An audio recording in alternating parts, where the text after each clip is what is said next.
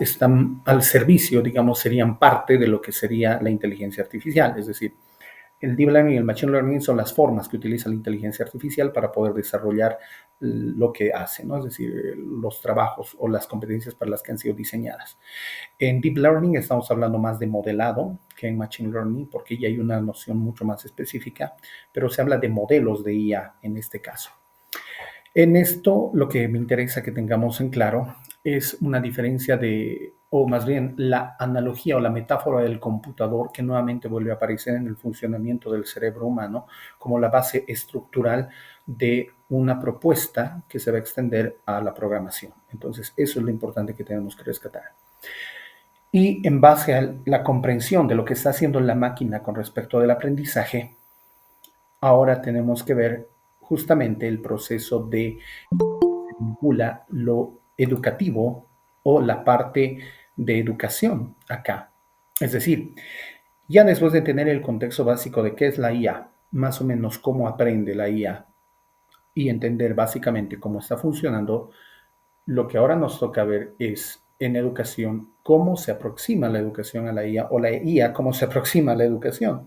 En ambos casos, cualquiera fuera el caso, el orden, tenemos que ser conscientes de que algo tiene que hacer la educación al respecto de ello. Y algunos de ustedes ya habían mencionado algo a tiempo de hacer nuestra reflexión la clase pasada, por ejemplo, esto de la visión que podíamos tener o como dependencia o tal vez como una noción eh,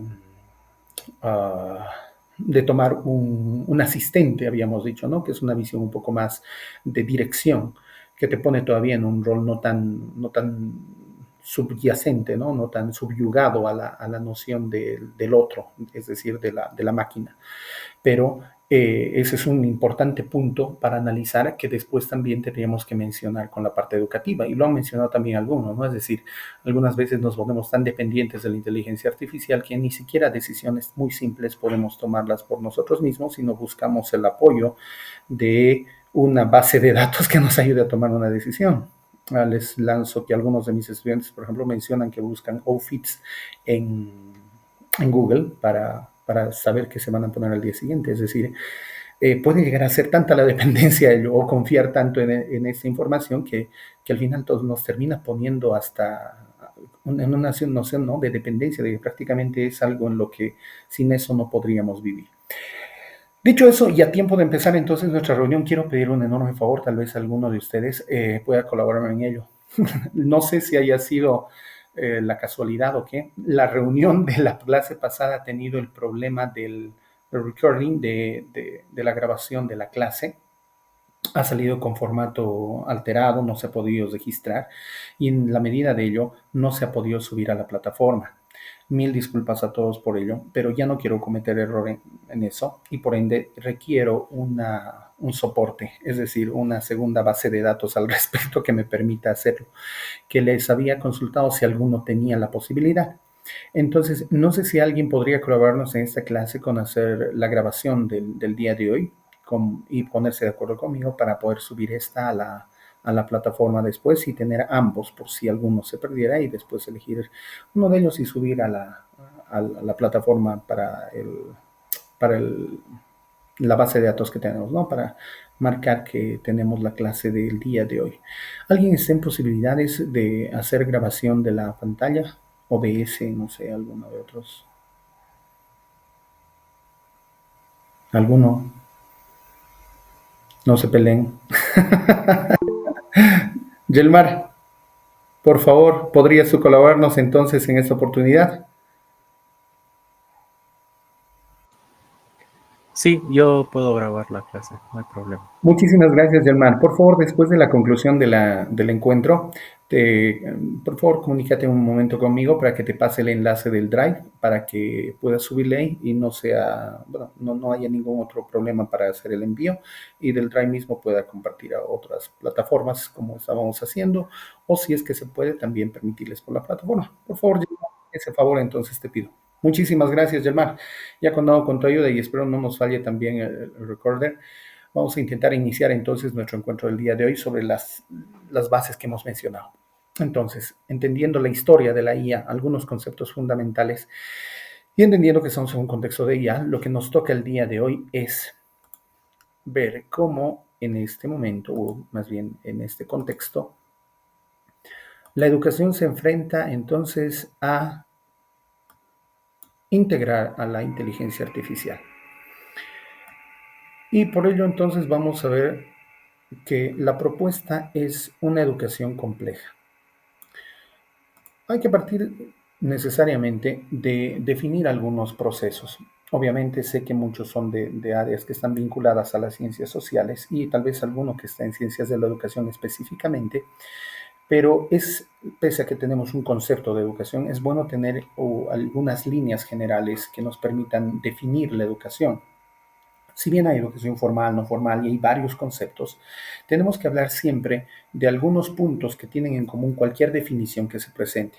La primera yo diría que es un proceso. Siempre que hablamos de educación se habla de algo que se va desarrollando, de una dinámica en la que se va gestando un avance entre algo, es decir, un avance o algo dinámico que va formándose, es decir, que está en permanente movimiento. Por eso tiene que ser necesariamente siempre un proceso. Luego, se habla también de la transmisión de conocimientos, habilidades, valores, competencias, y no solamente en un sentido de información, sino precisamente en unas cuestiones metodológicas de imitación, puede ser vicario, etcétera. Es decir, se habla también de habilidades, de competencias, de capacidades, es decir, capacidades que puede tener el ser humano para desarrollar, que dijimos que era también en un proceso. En esa medida, entonces, ya tenemos dos puntos fundamentales sobre lo que es la educación.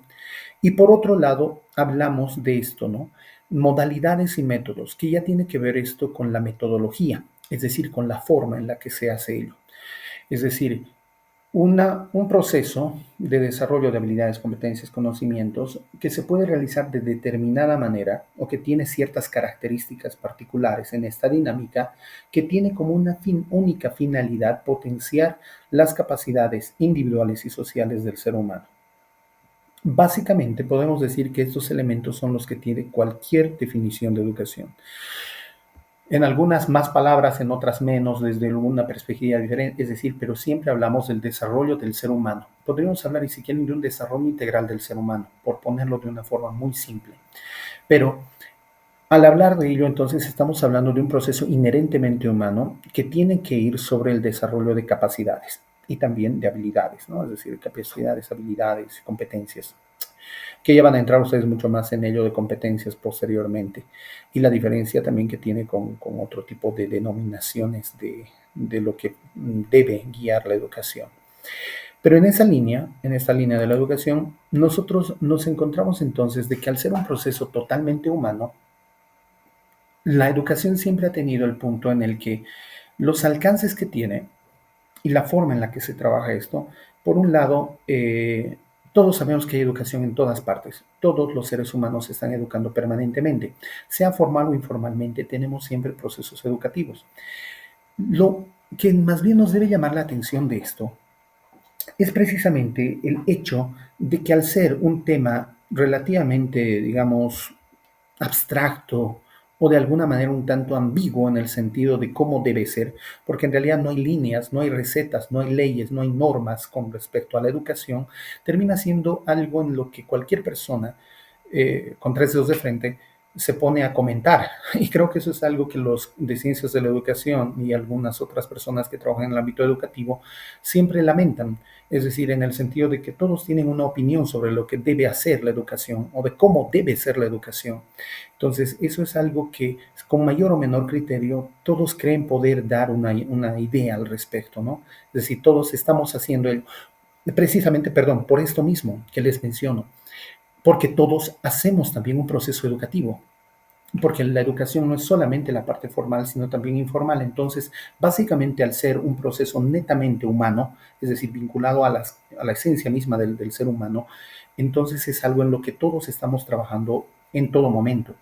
Y en esa medida nos sentimos libres de poder decir alguna opinión al respecto de cómo o qué debería hacerse. Y también estamos haciendo estos procesos educativos transmitiendo conocimientos de distinto tipo. En el ámbito mucho menos formal podríamos hablar de cultura, tradición, etc.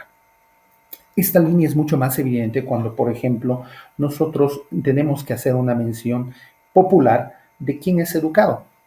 Y ahí les pregunto a todos ustedes, queridos estudiantes, por ejemplo, ¿cuándo decimos que alguien es educado?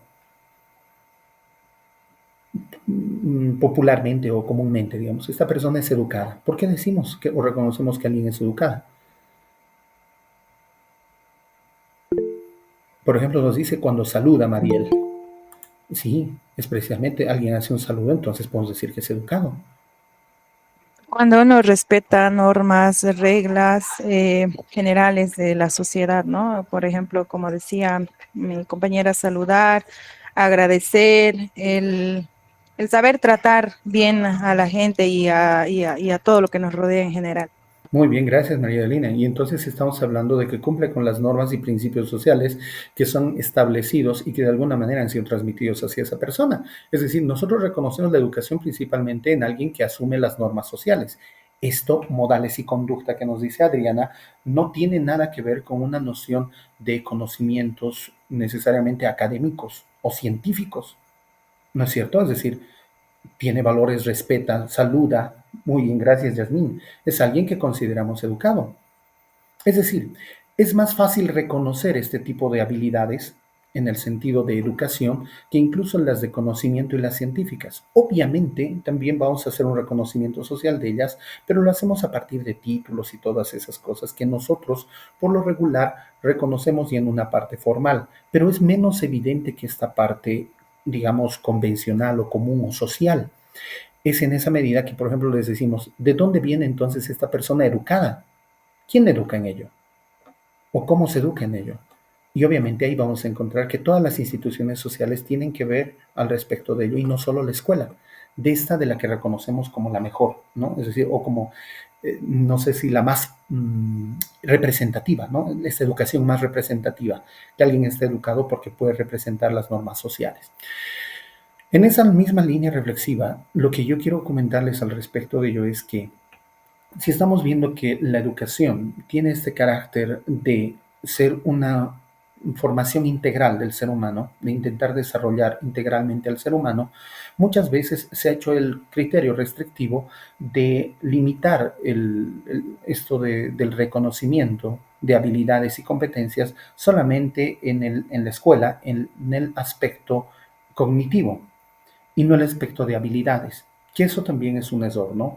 Es decir, integra como institución social también al ser humano en un ambiente social, es decir, es también parte de la parte educativa, es parte, pero no es lo fundamental, digamos, o no es el rol fundamental, que es algo también que entra en un contexto de debate en la actualidad, es decir, ¿cuál es el rol de la escuela? ¿Formar, preparar en conocimientos y habilidades o realmente hace educación? Ese es un primer criterio en el que estamos todavía también en reflexión sobre las instituciones educativas. Podemos hablar ahí, si quieren, de los cambios que ha habido entre lo que mencionan, ¿no? Las transiciones generacionales y esa generación de cristal, la que no se le puede llamar la atención, la que sufre de estrés, la que sufre de ansiedad y que no se puede hacer ya procesos realmente educativos con ellos por esta noción, ¿no? De la falta de autoridad que tienen ya. Es decir, se presta a todas estas reflexiones que podríamos tener de por medio. Pero incluso en ese contexto en el que estamos hablando, la educación siempre ha estado en crisis. Y eso lo vamos a ver en un siguiente encuentro, precisamente por el hecho de que los modelos educativos o el modelo educativo tradicional es el que ha imperado. El conductista y el tradicional son los que han imperado desde su aparición. Si bien existen, obviamente, nuevas propuestas como modelos constructivistas, cognitivos, comportamentales, etcétera, cognitivo-comportamental o constructivista, incluso ahora construccionista, se habla desde una perspectiva sistémica, incluso también estos no tienen el impacto necesario en la estructura tradicional de la escuela, como la conocemos, más en un sentido latinoamericano y boliviano, en el que nuestra escuela, si bien ha cambiado algunas de las cosas y formas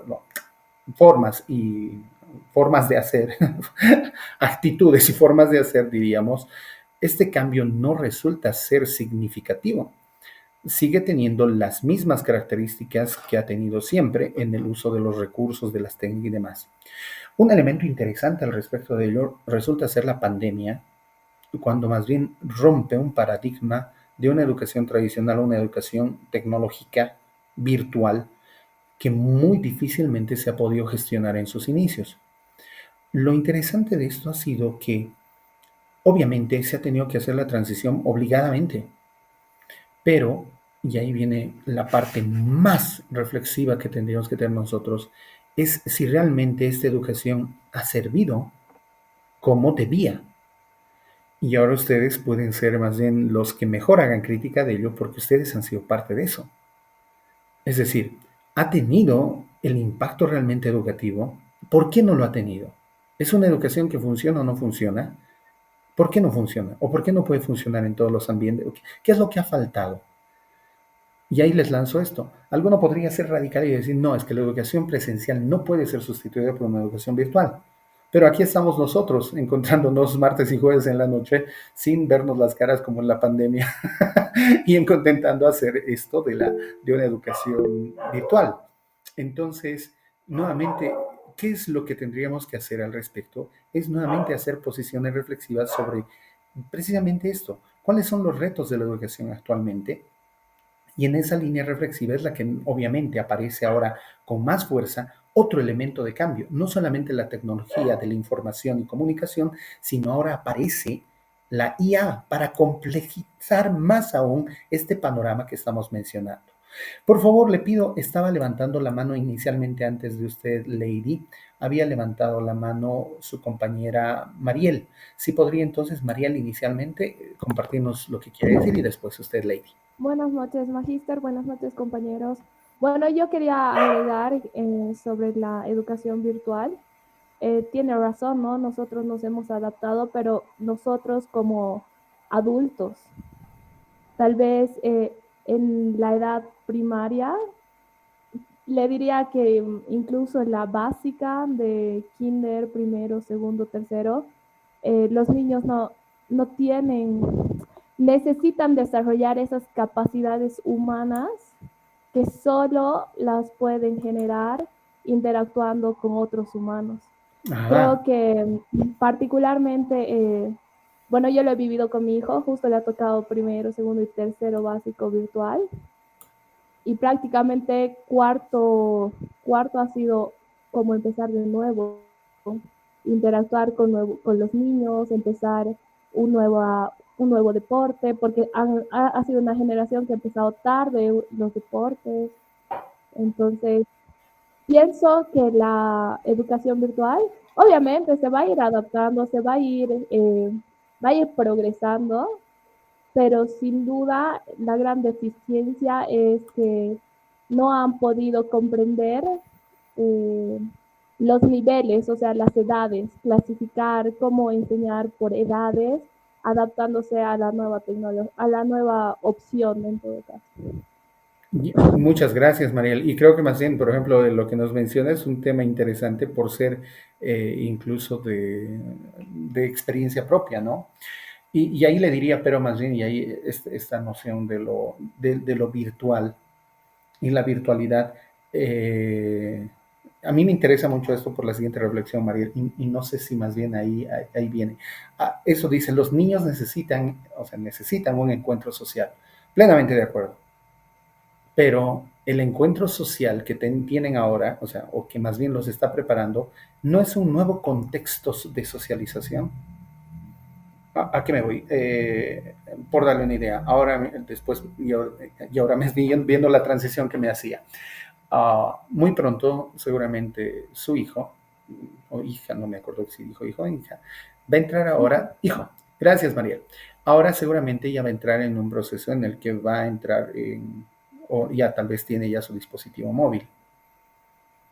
Y en esa medida ya está interactuando con otras personas, como nosotros lo hacemos en el Bueno, chat, WhatsApp, etcétera. la verdad que es una generación que incluso antes de la pandemia ya sabía usar dispositivos móviles, definitivamente, pero hay aspectos, por lo menos en esa edad, no digo que en todas las etapas, No, pero en esa particular Sí, sí es verdad que van a hacer esa transición, o sea, su manera de comunicarse, de interactuar, también tiene que ser tecnológica porque se tienen que adaptar a los nuevos tiempos. O sea, ya no es ni siquiera pensado, ni siquiera planeado. claro. O sea, Y, ya, o sea, se implementa con normalidad, pero todavía el mundo no está hasta ese paso. Todavía hay, se tienen que adaptar a dos mundos en todo caso, ¿no? Eso es lo interesante. Yo creo que más bien en eso le decía, porque en realidad ahorita lo que estamos viviendo es una transición de lo analógico a lo digital. Entonces yo le diría más bien acá, por ejemplo, esto. En algún momento hay cosas que para algunos de una generación anterior, y me incluyo en ello obviamente, pero yo creo que todavía estamos de los que podemos aceptar, de los que seguramente incluso me preceden, muchos de ellos no podrían entender cómo alguien podría enamorarse de una persona a partir de un encuentro totalmente virtual. Es decir, que pueda llegar a tener sentimientos positivos por alguien que no toca, no hace, es decir, son novios, se comprometen y se van a ver para casarse, pero nunca han tenido contacto físico. Todo ha sido virtual. Es decir, ¿cómo puede haber ese intercambio de emociones? Es decir, eso es real y seguramente por eso les digo, yo todavía procuro ser un poco más progresista al respecto y cuestionarme mucho, pero creo que cuando converso con gente mayor, eh, realmente no entra en un criterio de lo posible el enamorarse de alguien que está al otro lado de la pantalla. Y esa es una cosa muy interesante, es decir, ¿cómo podríamos llegar a eso? Y si realmente incluso es lo mismo, o cuál es la diferencia.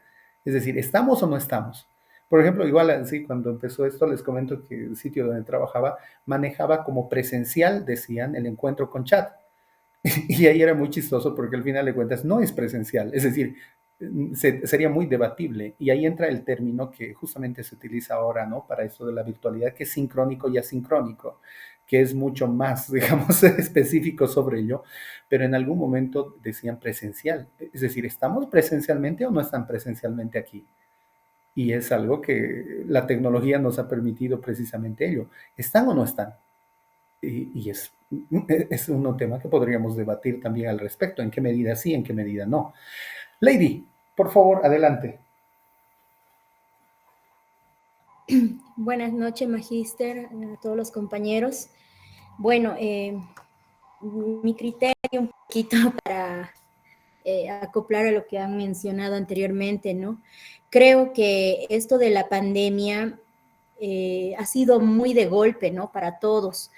Y realmente para tener unas clases tal vez virtuales eficaces, o los profesores tendrían que haber sido capacitados mucho más antes, ¿no? Para poder tal vez tener productividad en estas clases virtuales que han tenido en los colegios, ¿no? Han sido muy, yo lo he notado de esta manera, ¿no? Un poco autómatas, se podría decir, enviando tareas full, o sea, tratando de cumplir con los objetivos que ellos se han trazado, pero no así, digamos, panorama, ¿no? De los estudiantes, sus capacidades, ¿no?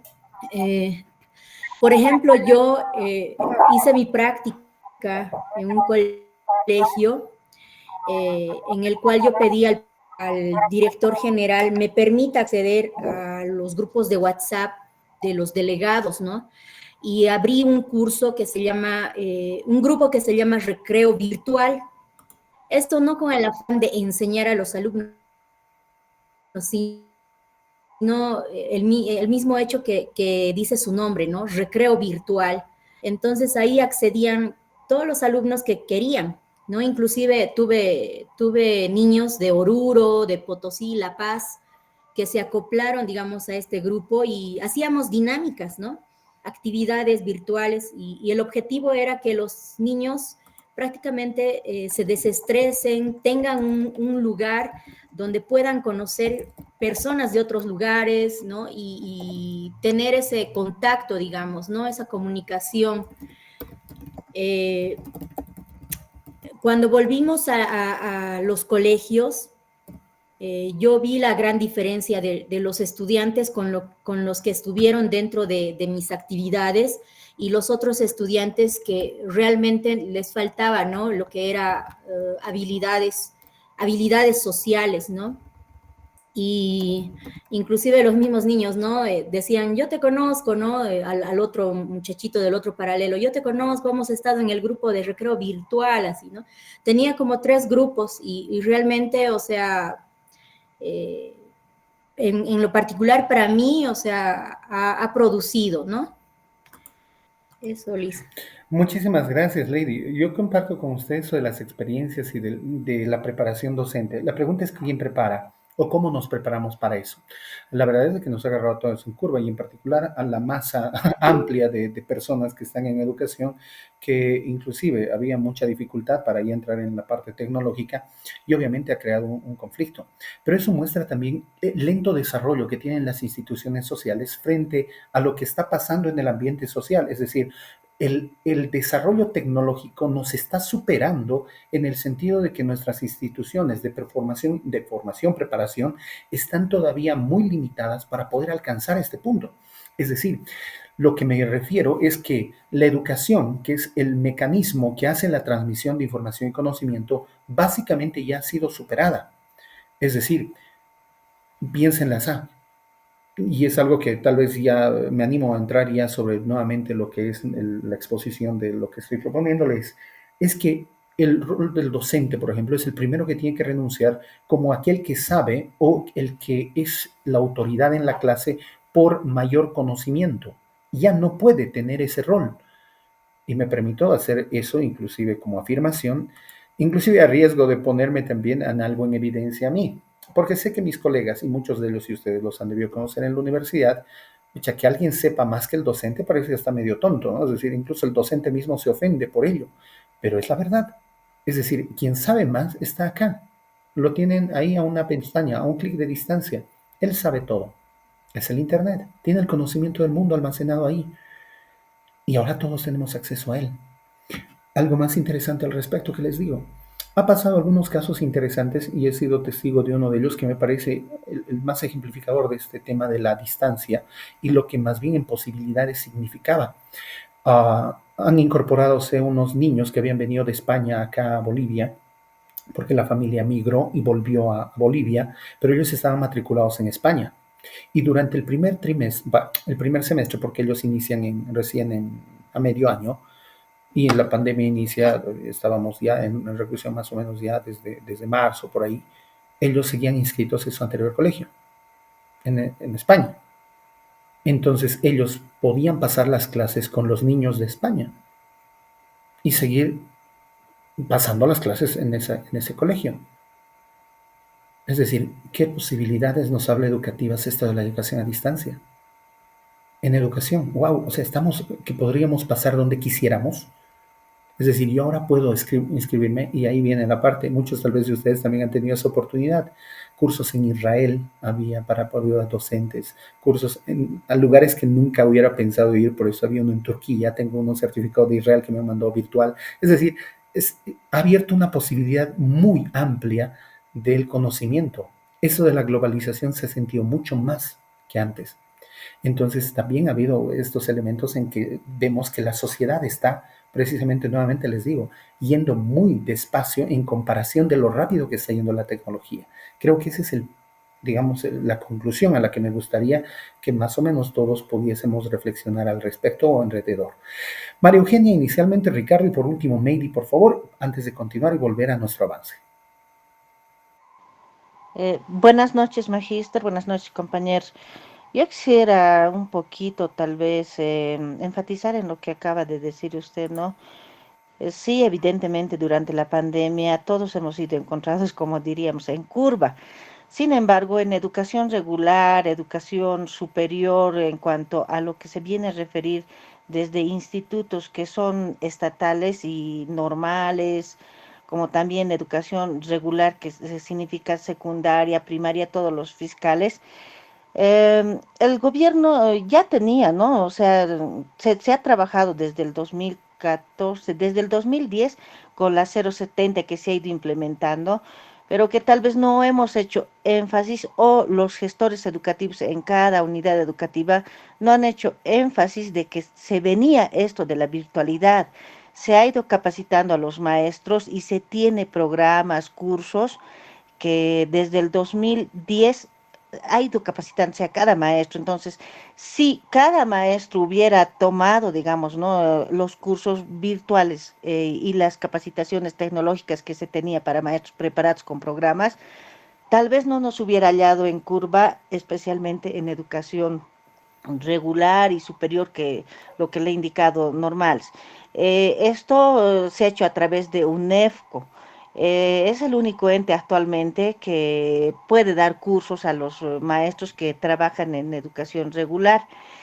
Y bueno, algunos que han aprovechado, han tenido la oportunidad de pasar esos cursos, no han tenido esas dificultades que algunos maestros no sabían manejar el Zoom, el Meet o el WhatsApp. El WhatsApp, que era tal vez el más sencillo, no han tenido esa posibilidad de manipular en sus celulares. Entonces es por eso que probablemente por la falta de socialización de los directores, de cada unidad educativa, no se ha tenido esa oportunidad y actualmente se sigue teniendo esos cursos. Son gratuitos para cada maestro. O sea, hay una ventaja en educación regular, le digo, que viene a ser desde el Ministerio de Educación, hay una ventaja grande que a veces no la aprovechamos porque yo trabajo en educación regular y bueno, algunos hemos aprovechado y algunos no, hasta yo misma, no, o sea, tal curso hay, pero no, este otro nomás, esto sí, esto no. Y se han lanzado varios programas para maestros en educación regular, simplemente eso. Muchas gracias, María Eugenia. Y mire, comparto su opinión, pero en parte, en parte. En la parte en la que más bien ha habido instancias, obviamente, ha demandado que todos tengamos que empezar con ello. Pero creo que ni siquiera, bueno, a ver, desde la 070 incluso se empieza con dotar de dispositivos, de laptops a los maestros, y muchos no los hacían uso o no se hacía uso en su unidad educativa. Para empezar, por ahí había un desconocimiento incluso, o más bien una tradición que no se podía romper. Aparecen los cursos y demás, pero creo que la pandemia y el hecho de saltar directamente a esta educación virtual ha estado muy poco preparada. Y le digo desde el desacierto inicial que me parece algo crítico, y le soy honesto más bien, y creo que es algo en lo que la universidad también debería tener un rol protagónico. Cuando se lanzan las definiciones del tipo de educación que podía haber, habría presencial, no presencial y a distancia. La educación a distancia es una aberración como formalidad, es decir, llamar a la educación virtual a distancia es por lo menos 50 años de retraso. La educación a distancia nace con lo que algunos de ustedes todavía pueden encontrar en revistas antiguas, me refiero a no sé, Billiken, Archie y esas cosas que alguno todavía, quién sabe, lo llegó a ver en la casa de los abuelitos, donde había en una partecita decía, envía al correo tantos para aprender y ser técnico en dibujo. Dibuja caricaturas y hasta no sé qué. Es decir, esa es la educación a distancia. Y está 50 años atrás. Y mencionar que la educación virtual es educación a distancia es una aberración. Entonces, lo han aceptado así como parte de la estructura de la educación nacional. Realmente, para mí es un equívoco terriblísimo el mencionar hacer y nos crea frente a los demás, frente a todo el mundo, también en una posición en la que el nivel de desarrollo que estamos. Entre aciertos y errores hemos avanzado. Pero hay así, UNEFCO, me parece que es una de las instancias más interesantes que aparece en educación. Lamentablemente, como dice, creo que hay una noción de que muchos de los maestros están pensando más en esto, no como una noción de vocación y de aprendizaje, que el docente debería ser el primero en aprender, sino en el escalafón. Y creo que ese también es otro punto, ¿no? Que podríamos después decir. Es decir, la noción de lo que uno está o para lo que debería formarse o adquirir certificación se ha vinculado demasiado a la parte laboral y en esa medida ya no hay una noción de mejoría, ¿no? Ahora, la educación a distancia, Luis, por eso en una nominación tal cual, como dice, educación por correspondencia, educación a distancia, no sé si por eso podría llamarle a distancia a la virtualidad. Es decir, estamos y no estamos, es decir, o en qué medida, digamos, lo podría llamar a distancia si nos estamos encontrando en términos sincrónicos, si bien la distancia es física, pero estamos en una distancia. Es decir, a ver, por darle una idea, usted tiene algún juego en línea y le invierte dinero, o debe tener su tarjeta de crédito. ¿Ese dinero está o no está? ¿Existe o no existe? Eso es lo que nos lanza la virtualidad. Por eso es distinto a la distancia o a la presencialidad o a la no presencialidad. Es decir, no tiene ese carácter. Es un nuevo contexto con nuevos conceptos que se tienen que reestructurar en el conocimiento de las personas o en la cognición para poder reinterpretar el mundo. Si utilizamos términos que nos servían antes para definir algo, seguiríamos, es decir, no podríamos hacer un salto. Y eso lo vamos a ver también en concepto. No puede haber dos cosas que tengan el mismo concepto tal cual, específicamente, y eso lo saben los lingüistas. Es decir, sería aberrante un idioma que tenga 3 o 4 cosas que definan lo mismo, pero uno puede decir, ay, pero los sinónimos definen ello, pero no, los sinónimos no tienen un origen desde su inicio, es decir, van apareciendo semánticas, semióticas, es decir, por otras variantes en el idioma que hacen que deban existir o que aparezcan ellos. Pero en una noción tradicional, un código no puede representar dos cosas. Es ilógico. Es ilógico que un mismo código pueda representar dos cosas. Por eso, cuando hay un cambio de paradigma, se tiene que hacer también un cambio conceptual. No se puede mantener los mismos o las mismas estructuras de pensamiento anteriores. Por eso, nuevamente, ¿estamos o no estamos aquí? Algunos pueden decir que sí, otros pueden decir que no, pero ambos, o sea, estamos sobre lo mismo, estamos y no estamos. Y a ello les lanzaría una metáfora también que viene de la cuántica, que es el gato de Schrödinger. Estamos y no estamos, esa es la virtualidad. Es lo concreto y lo abstracto a la vez, los dos a la vez. Estamos en ese plano. Perdón si me he excedido un poco en ello, en el tiempo, perdón, nos quedaba primero, no sé si es Ricardo y después Maydi, creo que así es el orden. Ricardo, por favor, adelante y Maydi después. Bueno, buenas noches, Magíster, compañeros. Bueno, poniendo en tela de juicio esto de la virtualidad y esto de las clases virtuales, ¿no? Bueno, es bastante amplio, ¿no? Lo que hay que conversar. Por ejemplo, que en primer lugar, aquí en el país nos ha tomado por sorpresa, por así decirlo, a los maestros la forma de enseñar porque no estaban adaptados, ¿no? a las herramientas virtuales, porque en la mayoría de ellos ya tantos años educando están centrados, ¿no? En un modelo de educación más clásico, ¿no? Incluso ahí podemos ver un defecto, ¿no? En la educación, porque estamos muy acostumbrados a repetir más que a crear, digamos, ¿no? Por cuenta propia, que es lo que muchas veces sucede en muchos estudiantes y ahí se ve la falencia, ¿no? De la educación. Ahora, otro punto igual sería ver cómo no, en muchos casos ya han existido otras formas de educación.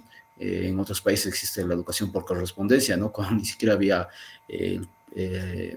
un WhatsApp o Zoom o demás herramientas, se hacía hasta por cartas, ¿no? Exactamente. Y viendo el lado positivo, mire, por ejemplo, yo tuve la oportunidad de tomar un curso de psicoanálisis con una institución de España. Entonces, la virtualidad me permitió, ¿no? Hacer eso. Ahora, en el tema, creo que el tema más complicado es el tema de la educación inicial. ¿Por qué? Porque si bien la virtualidad nos permite llegar a tener otros alcances, en el caso, por ejemplo, de la educación inicial es más complicado. Creo que son los maestros los que han sufrido bastante porque hay habilidades que necesitan, digamos que un apoyo más preciso, más presencial del maestro para desarrollar incluso habilidades de motricidad fina y demás, ¿no?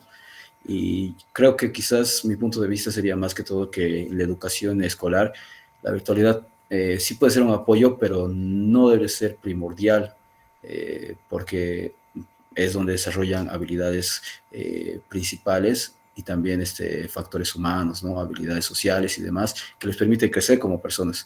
Pero ya en la educación superior, sin duda, podemos sacar un gran provecho, ¿no? Tomar, como se dijo, ¿no? Cursos a distancia, ya con personas ya más formadas, con criterios ya más claros en lo que corresponde a la educación y el camino que uno quiere tomar. Excelente, Ricardo. Y más bien, mire, algo que iba a comentarles también al respecto de ello, que menciona eso, ¿no? Le cuento que más bien incluso quienes ya tenían un antecedente, bueno, toda la educación nos agarró en curva, como dice su compañera, no sé quién decía lo de que agarraron, pero todo el mundo aparece así. Pero les comento que las instituciones de posgrado tienen ya un antecedente de más de 20 años de educación virtual. Es decir, la San Simón ya tenía desde la plataforma que se llamaba el Claro Online. Esto les estoy mencionando que era el 2004, si es que no estoy mal, que se estrena 2002. Yo todavía no era profesional, pero vi a mi mamá que tomaba esos cursos por esa plataforma. Es decir, ya hay un antecedente de intento de este tipo de educación. Lo interesante de ello, y tal vez también cuestionable, es que quienes más experiencia tenían en ello han sido estas escuelas de posgrado o los programas de posgraduales. Lamentablemente, ni siquiera la misma universidad ha sabido sacarle el provecho necesario a estas instituciones, es decir, por una limitante de que es como algo, un ente que es de la universidad, pero no es necesariamente dentro, como que está un poco distante, no ha permitido tanto. Y el otro, más aún grave, es de que la educación regular tiene una brecha de separación con la universidad también muy amplia y eso también es conflictivo, ¿no? Nuestra estructura institucional, es decir, por darles lo que nos decía, por ejemplo, su compañera que está trabajando en educación, sabe o debe saber que, por ejemplo, a los licenciados o a la gente que está en grado universitario no es bien aceptado, no es del todo, no tiene apertura, digamos, total para entrar al sistema regular educativo. Tan así es el divorcio que tenemos al respecto, ¿no? Entre la universidad y la educación regular, y por ende, digamos, tampoco se ha podido compartir ello. Los antecedentes más interesantes se han dado, por eso les digo, por tiempo de trabajo, de perfeccionamiento de recursos, herramientas en la educación posgradual.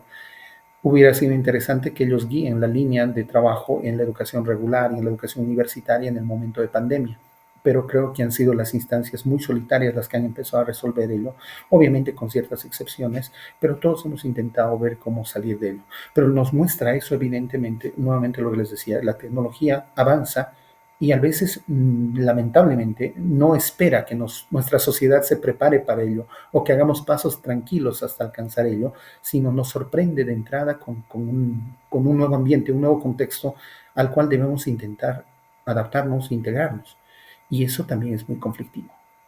Por favor, terminamos entonces con nuestra compañera que estaba levantando la mano y era Maybe. Por favor, con usted entonces terminamos. Buenas noches, Magíster, a todos. Bueno, yo parte de mi experiencia y también lo que escuché hace ya un tiempo atrás en algún noticiero internacional, ¿no? Y también acabo de leer un poquito al respecto. Es un poquito más, o sea, yo no soy psicóloga, pero a nivel, ¿no? De la psicología, ¿cómo es que también, bueno, influye, ¿no? Indirectamente o directamente al momento de un proceso de aprendizaje, el estar frente a una pantalla Oh, mucho tiempo, ¿no? Porque, por ejemplo, la vista del ser humano se sabe bien que no está hecha para mirar una pantalla, por lo menos no mucho tiempo. Entonces, eso primero que obviamente daña la vista y cansa la vista, eso perjudica, es un ruido a nivel psicológico en el proceso de aprendizaje, ¿no? Y también, pues, leyendo lo que les mencionaba, ya incluso la educación virtual y demás, hace incluso mucho antes que hubiese pandemia, ya se implementaba en Europa, por ejemplo, ¿no? Y ellos obviamente están mucho más avanzados que nosotros, más preparados y demás. Y con la pandemia y todo, han llegado a la conclusión muchos doctores en psicología y demás de estas universidades o incluso escuelas primarias, secundarias, de que la educación online, la educación virtual, debería ser un complemento a la educación tradicional, porque el hecho de que una persona lea un libro físico, un texto físico o que lea un PDF, ya influye en el cerebro, ¿no? Del ser humano. Entonces, creo que a nivel de concentración, de aprendizaje y todo esto también tiene que influir de una u otra forma y al nosotros querer enseñar también a estudiantes también en un futuro y demás, tenemos que tomar en cuenta esto, ¿no? Que, o sea, hay esfuerzos que vamos a realizar para que todo salga de la mejor forma posible, pero también hay aspectos psicológicos, biológicos que también influyen en este proceso. Por supuesto que sí, Meidi, interesante otra vez porque rescatamos la visión de multidisciplinariedad y me agradó también un término que utilizó, ruido, por ejemplo, que es mucho de comunicación y nos muestra también que usted está haciendo el análisis también desde la perspectiva, pese a ser un texto psicológico, como me decía aquel que leía, y desde lo neuropsicológico.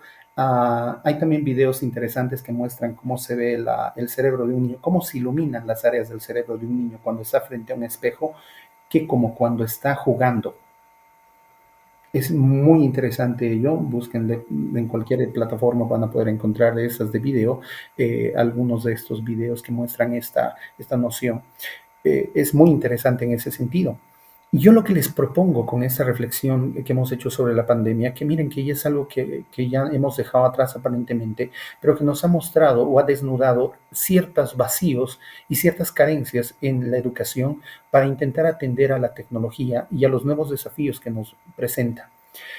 Yo diría que más bien algunas de las cosas más interesantes es que el conocimiento primero nos ha mostrado que no lo posee una persona, lo que les decía del rol docente, renunciar a una noción de que va a haber alguien que pueda enseñarlo todo y que sea el que marque una noción de las líneas de lo que se tiene que aprender y demás. Y ese es un cambio a un rol ya no de autoridad, sino más bien en el sentido de par y de colaboración. Obviamente en un marco de respeto, pero también hay que preparar ello. Por otro lado, pienso que también en la otra es de que el conocimiento ya no es propio de una institución y hay que aprender a gestionar el conocimiento. Es decir, ustedes pueden ser mis testigos de ello y también decirme, porque son de esta generación, cuántas cosas han podido resolver con tutoriales. O sea, es algo que no has necesitado ir a un colegio para que te formen en ello, una institución, inscribirte en un curso, sino que encuentras tutoriales y puedes resolver. Entonces, es también un aprendizaje. ¿Qué pasaría si más bien podríamos hacer certificación de ello? Entonces tú podrías aprender y certificarte en todo eso y quién sabe en algún momento trabajar de ello. Tal vez, quién sabe, sí. Y la educación antigua era así.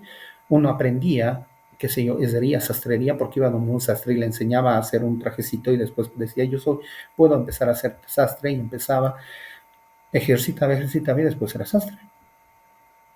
O sea, no había el título, ¿no? Ibas y, señor, ¿cuál es tu título de sastre? No, o sea, ibas y le decía, usted es sastre, bueno, ya, era así. Y algunas profesiones siguen siendo así, si se dan cuenta, albañilería, por ejemplo. No sé si, creo que hay ahora sí institutos que certifican en ello, pero creo que la mayoría de los albañiles no están titulados. ¿Cómo aprendieron? Entonces, ese proceso de aprendizaje es menos. ¿Dónde está el conocimiento? ¿Y qué es lo que debe hacer ahora instituciones de educación superior, instituciones educativas, atendiendo ese nuevo contexto, donde ahora incluso hay más espacios donde uno puede aprender y más cosas todavía? Entonces, hay una parte esta, ¿no? De la IA, que ahora viene con todo. Y ahí yo quiero lanzarles nuestro reto de las previas al día del trabajo, porque también entiendo de que esta clase va a ser una más experiencial, les comento, está preparada de esa manera, y vuelvo precisamente a esas preguntas que estaban lanzadas. ¿Las IAs pueden reemplazar al ser humano en profesiones vinculadas a la educación? Ese es un tema que todavía sigue en debate. ¿Es posible esperar y aún no considerar el uso de ellas en procesos educativos actuales? Es decir, ¿podemos todavía esperar? ¿Tenemos tiempo? ¿Cuánto tiempo tenemos? Y entonces ahí les lanzo esta noción. He visto más bien sobre los videotapes y cosas ahí que me parece interesante. Después, en otro momento, yo creo que podemos mencionar y buscar también ello, porque esta parte es, nuevamente les repito, experiencial. Y yo les quiero lanzar esto que ha sido incluso un debate para mí, no tan airado, pero sí algo que he puesto a consideración del magíster Claudio, el coordinador del programa, porque me decía, ¿qué actividades va a hacer? Yo le mostraba algunas de las que iba a realizar y me decía, te van a evaluar en el sistema porque tienes que utilizar la plataforma. Y yo le decía, yo tengo un problema con la plataforma y se los he lanzado a ustedes en la primera clase. Les dije, ¿qué tarea les puedo dar a mis estudiantes que no sea tradicional y más preocupante todavía? ¿Qué actividades regularmente se trabajan que podría hacer yo con ellos y que tal vez, y ahí viene la parte, no corresponden con el sistema regular de tradicional? Es decir, a ver, iré por partes. Primero, les lanzo a ustedes la pregunta que yo me hice y que más bien intenté responder con ello. ¿Cuáles son los métodos y estrategias que se utilizan regularmente? en el aprendizaje. Y aquí les voy a lanzar unas 5. Sé que hay más, incluso les animo para que vayamos haciendo más ágil esto. Yo le he puesto cuestionarios, controles de lectura, resúmenes, exposiciones, investigaciones. Son algunos de los que se me ocurren que son los más comunes que uno te da o que te dan cuando estás haciendo o entrando en un proceso educativo, sea de educación superior o educación tal vez regular, en secundaria, tienes este tipo de trabajos. ¿Qué más se les ocurre? Láncenmelo por el chat, por favor, en ese momento, si a alguno se le ocurre alguno distinto. Y ahí viene entonces esta parte. Pero alguien le enseña a María Eugenia, por si acaso, al albañil, tiene que alguien, o sea, es visual, o sea, hay alguien a quien está aprendiendo, ¿no? Entonces, muy bien, un subordinado nos dice, organizadores gráficos, muy bien, gracias, nos ha mencionado Ana María. Sí, esos son los regulares que se hacen. Y ahora, debates. Ah, qué interesante, María Fernanda. Ese está muy interesante. Ahora les lanzo algo de ello. Mapas mentales también, Melanie. Oh, qué lindo. Porque ahí viene el reto inicial que les cuento yo. Yo he tenido ese reto, o he pensado en ese reto en el momento en el de hacer ello. Uno piensa en las estrategias regulares de aprendizaje que uno hace cuando presenta su planificación. Pero ahora yo les lanzo que todos estos métodos de enseñanzas, que regularmente métodos y estrategias, perdón, de enseñanza que lanzamos, pueden ser realizados por IAs.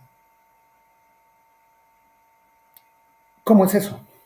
Vemos, les lanzo cuestionarios que utilizan, o sea, cuestionarios que estamos pidiéndoles que resuelvan.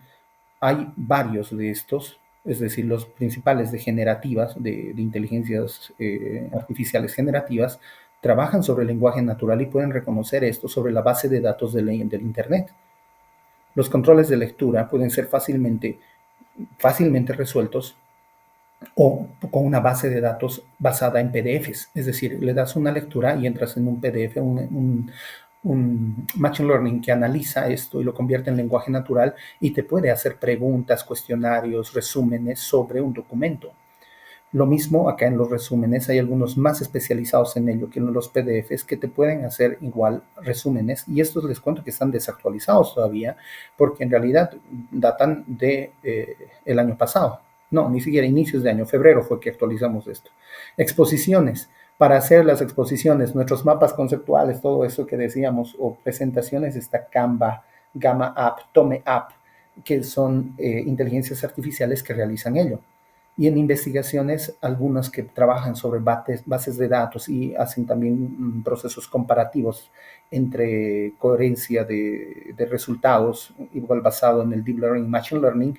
Perplexity, por ejemplo, es uno de los más interesantes para hacer tesis. Yo me animaría a decir que es uno de mis favoritos, digamos, para ver de revisar teoría. Pero entonces ahí yo digo, realmente entonces, ¿qué les puedo pedir a mis estudiantes que realicen que no podría hacerlo una IA, que sería un trabajo realmente de uno de ellos? Y entonces ahí viene una noción en la que nos encontramos con que el nuevo paradigma de la inteligencia artificial está marcando también la forma en la que aprendemos y nos desenvolvemos en espacios de aprendizaje y educación. Es decir, ¿qué cosa podría hacer ahora un estudiante que realmente represente un trabajo o el trabajo reflexivo o de aprendizaje que yo espero? Y entonces ahí viene el reto también para con ustedes. El día de hoy voy a presentarles algo más. ¿Se acuerdan que habíamos visto en la clase pasada el video sobre ¿cómo se llama esto? Las redes neuronales artificiales, ¿no es cierto? Sí, vamos a intentar hacer un pequeño trabajo al respecto en este momento. Les voy a pedir a todos, por favor, entonces vamos a hacer lo siguiente. Abran una pestaña de Google en este momento. Perdón, una pestaña, perdón, no de Google. Si tienen Chrome, mucho mejor, porque la extensión que les voy a dar va a ser para Chrome. Entonces, por favor, vamos a hacer eso en este momento. Voy a minimizar esta pantalla y les voy a intentar compartir para ver si puedo hacerlo desde toda la ventana que tengo. Una ventana abierta. Pueden ver mi navegador, ¿no es cierto? Estamos ahí. Por favor, me ponen eso si es que logran ver mi navegador con pulgarcito arriba, si Sí, ya estamos en la presentación. Perfecto, miren, muchas gracias. Gracias, chicos. Entonces ya podemos continuar. Les voy a pedir entonces, por favor, en este momento, ya que estamos en el navegador, se van a esta partecita donde está aplicación, extensiones, perdón. Le hacen clic ahí y vamos a intentar ver de buscar gestión de extensiones. Yo tengo algunas puestas acá, pero les voy a pedir que pongamos una. Extensiones. Seguramente les va a aparecer una página parecida a esta. Entonces, vamos a ir a Chrome Web Store, que es la de aplicaciones. Nuevamente, antes de que nos perdamos, vamos a hacer clic en esto. ¿Sí? Para los que están yendo un poquito lento, hemos entrado a las extensiones, que es como un rompecabecitas. Y en las extensiones nos hemos ido al de Chrome Web Store. Extensiones. Aquí vienen a ser ahora algunos complementos al programa, al navegador, que nos ayudan a utilizarlo más eficientemente. En esa medida, les voy a mostrar ahora, o les voy a pedir que busquemos uno que se llama GLASP. GLASP, así como está.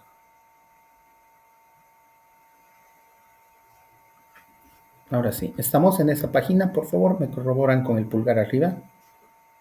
Gracias, Irle. Muy bien, perfecto. Lady, si hay uno más que está, entonces podemos continuar por ahí. Pero, genial, listo. Hasta ahí. Entonces estamos con el GLASP.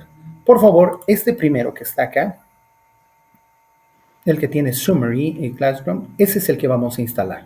Le ponen instalar. Yo ya lo tengo instalado, así que no me va a aparecer ello. Y le ponen instalar. Si ya lo tienen instalado, no hay ningún problema. O sea, pueden ver de esperarnos un ratito, pero le instala. ¿Sí? Hagamos la instalación. Ahora, vamos a ir en nuestra página de inicio a YouTube. Para los que estaban, o sea, fuimos a Chrome Web Store, buscamos el que era GLASP, encontramos glass.com, que era el primero que nos apareció, que es una aplicación basada en ChatGPT, y Cloud, que es la otra, que es otra variante también de IA generativa con inteligencia generativa, que trabaja con las dos. Por eso esa me parece un poquito más interesante. Entramos al YouTube y le ponemos, o si ya tienen el enlace, hemos visto redes neuronales artificiales.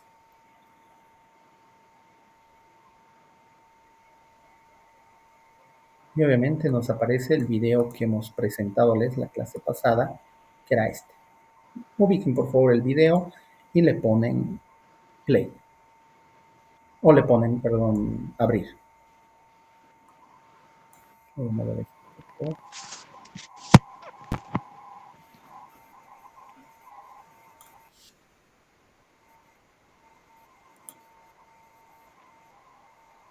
Vamos a saltar. Le voy a poner pausar hasta que estemos todos ahí. Recordemos, hemos entrado a extensiones, hemos hecho la instalación del GLASP, y ahora, cuando han abierto su navegador, tiene que aparecerles en este momento, cuando ustedes reproduzcan el video, les aparece que dice Transcript y Summary.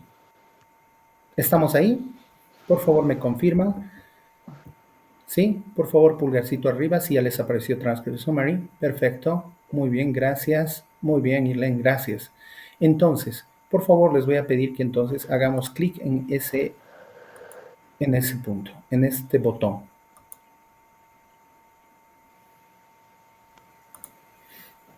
Lo que nos ha generado es todo el resumen, toda la transcripción de lo que dice el video, con minutos obviamente marcados, minuto a minuto, y nos ha generado todo esto que hemos mencionado.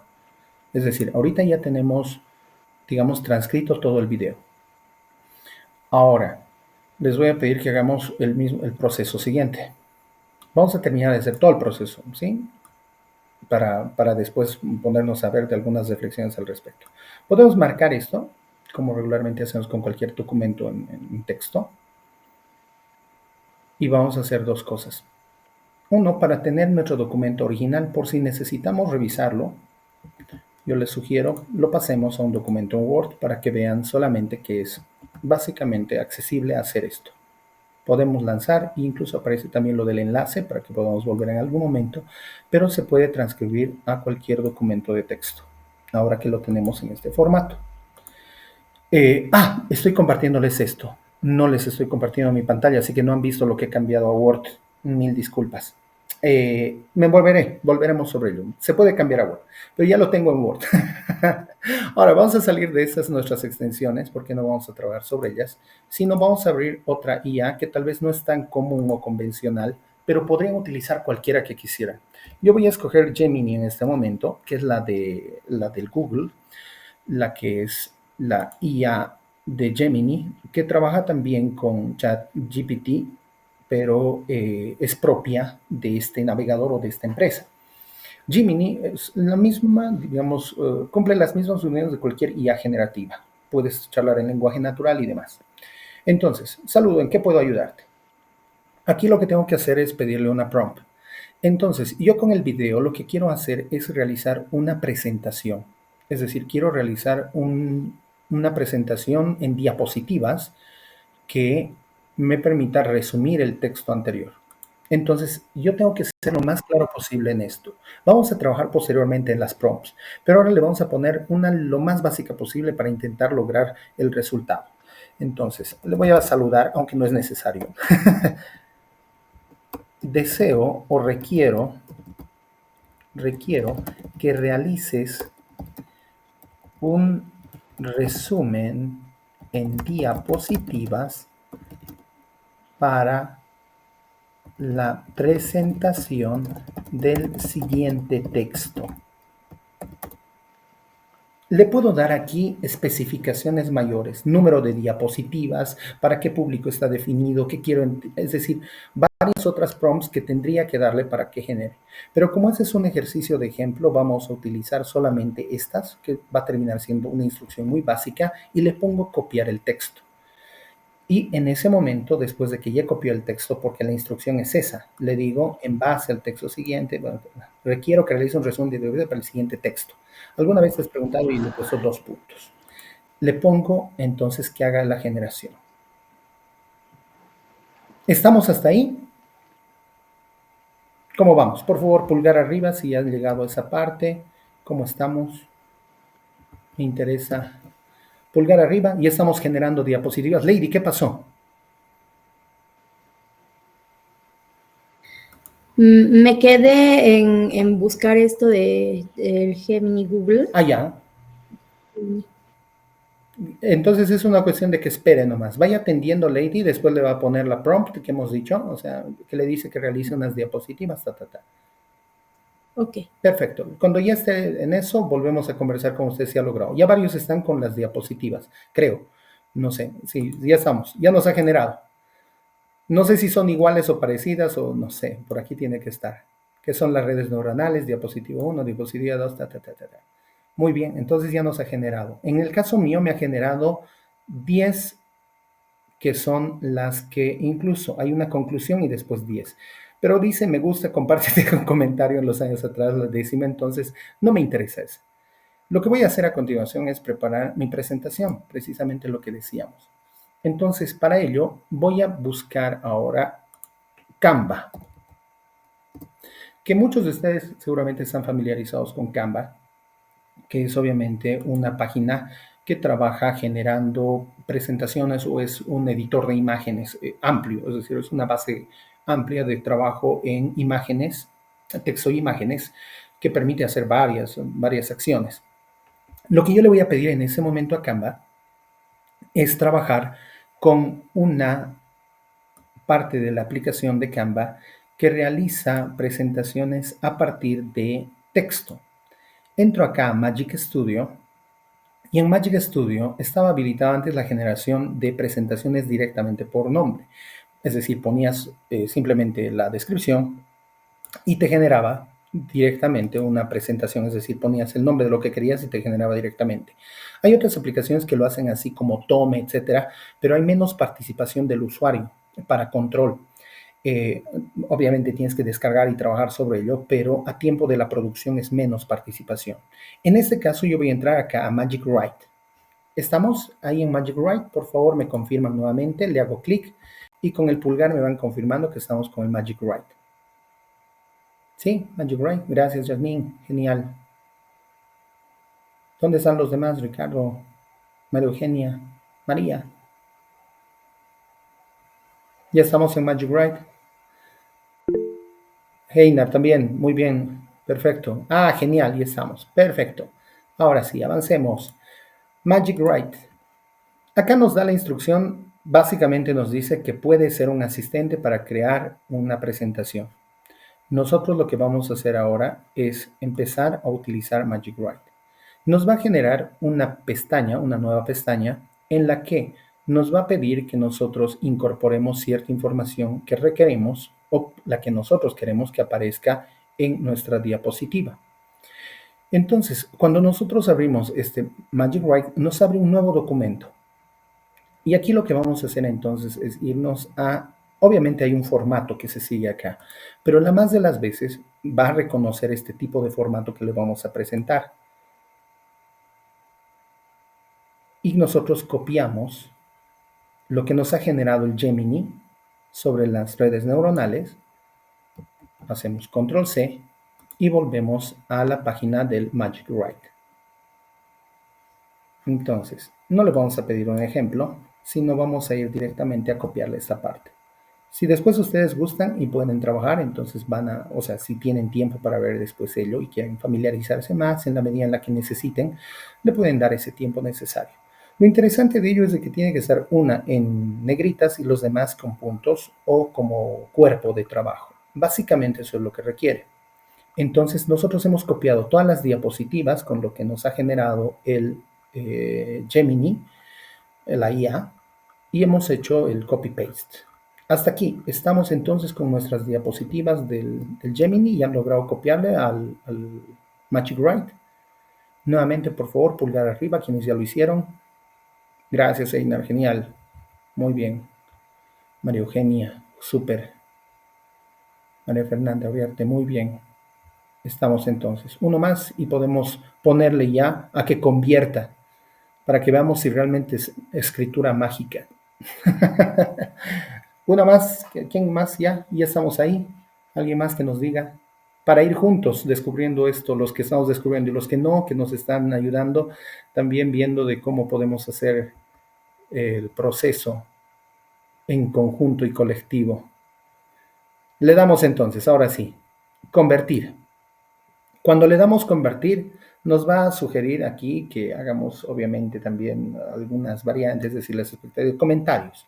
Pero nosotros vamos a decir que queremos empezar de una vez, porque obviamente el tiempo es oro y estamos trabajando bajo reloj y queremos terminar esto porque tenemos mucho que hacer.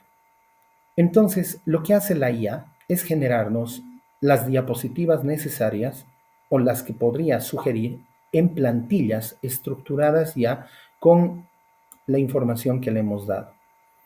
Entonces, nos da estas opciones de plantillas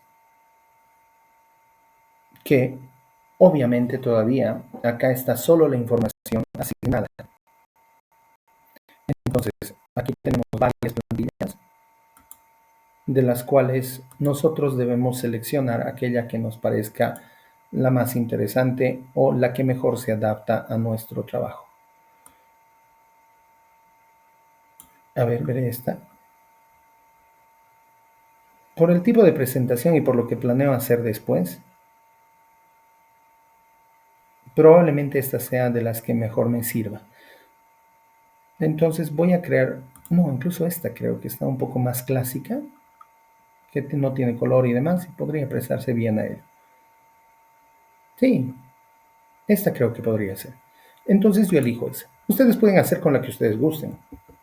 En ese momento elijan una y le pueden poner. Por favor, quienes ya están generando sus diapositivas, por favor, comenten, bueno, pulgar arriba para saber que ya han generado. Sé que algunos ya están muy familiarizados con ello y tal vez quien sabe esto y es, no, ya hacemos esto, o ya hicimos en varias oportunidades, entonces puede ser algo ya un poco, no sé, aburrido, tedioso y demás, pero les ruego por favor nos esperen y nos acompañen a terminar de hacer esto, porque nosotros estamos descubriendo esto en la medida en la que intentamos ver, de aprender cómo podríamos terminar de generar todo ello. Hasta ahí. Y estamos. Entonces, yo he generado la mía muy bien, ya han generado la suya, súper. Entonces, lo que hacemos acá, ya hemos hecho nuestra selección. Perdón, aquí necesito mover esta partecita. Hemos seleccionado esta y vamos a abrirla. Y obviamente, ya con este último paso, tendríamos que tener ya nuestras diapositivas creadas.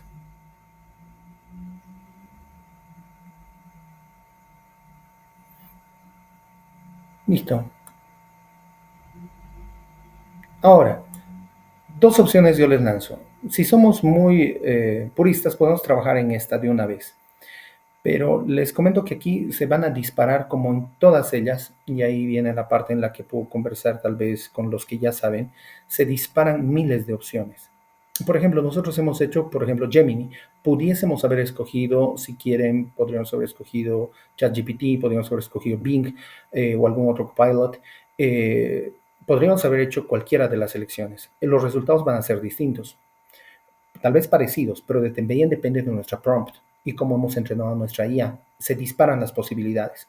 Segundo, podemos pedirle que lo haga en este lenguaje natural, tipo diapositivas. Podríamos pedirle que haga un programa, una programación VPN, si es que no estoy mal, con la que trabaja el Visual Basic, creo que es, con el que trabaja el PowerPoint, y directamente transportar en lenguaje de programación para que nos genere las diapositivas. Es decir, hay miles de opciones que podemos trabajar al respecto de cómo generar ello. De igual manera, aquí para terminar nuestro proceso, podemos seguir trabajando en Canva, intentando completar con las imágenes o viendo de utilizar alguna otra extensión que nos permita sincronizar imágenes, o hay otra opción que está presente ya, incluso ahora mucho más utilitaria, porque en realidad ya es parte del Word, en la que nosotros vamos ahora a hacer esto. Para intentar trabajar ahora con nuestro Word con nuestro Office y las posibilidades que nos da, vamos a ir acá en Share o Sharing, ¿sí? Y vamos acá. Vamos a bajar hasta buscar More, que es más, digamos, más opciones, y tenemos que encontrar esta que nos dice que podemos descargar nuestro documento en formato de presentación de PowerPoint. Hacemos clic en esto para que nos haga, son 9 páginas, sí, perfecto, y le damos descargar. Y en ese momento está creando nuestro documento PowerPoint. Estamos descargando y después de ello, y ahora sí por cuestiones de tiempo porque el compromiso era terminar y media, hasta ahí vamos a quedar con habiendo completado nuestro documento en PowerPoint. Les repito, en PowerPoint hay uno que genera a partir de lo que se dice en lenguaje natural, te va completando eso con imágenes que saca de internet, te da opciones, pero es un complemento de PowerPoint. Que en realidad, y ahí viene la parte, ya no corresponde presentar, sino corresponde ahora intentar ver hasta dónde hemos llegado, de compartir esto que estoy mencionándoles